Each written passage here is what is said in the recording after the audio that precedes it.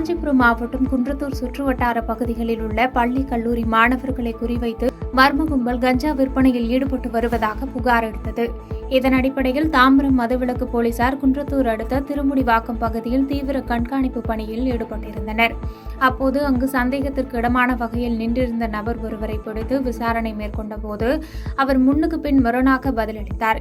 இதனால் சந்தேகமடைந்த போலீசார் அந்த நபர் வைத்திருந்த பையை வாங்கி சோதனை செய்து பார்த்தபோது அதில் சிறு சிறு பொட்டலங்களாக சுமார் 31 கிலோ கஞ்சா இருந்தது தெரியவந்தது. தொடர்ந்து அவற்றை பறிமுதல் செய்த போலீசார் பிடிப்பட்ட நபர் செங்குன்றம் கக்கன்சி தெருவை சேர்ந்த சுரேஷ்குமார் என்பது தெரியவந்தது. மேலும் இவர் ஆந்திர மாநிலம் ஆனந்தப்பள்ளியில் இருந்து கஞ்சாவை மொத்தமாக வாங்கி வந்து அதனை சிறு சிறு பொட்டலங்களாக பிரித்து பள்ளி கல்லூரி மாணவர்களுக்கு விற்பனை செய்து வந்தது தெரியவந்தது.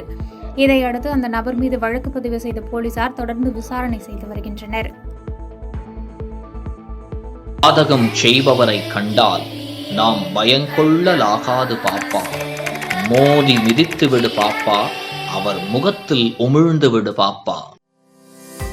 அண்மை செய்திகளை உடனுக்குடன் தெரிந்து கொள்ள இணைந்திருங்கள் இயம்நாடு தொலைக்காட்சியுடன்.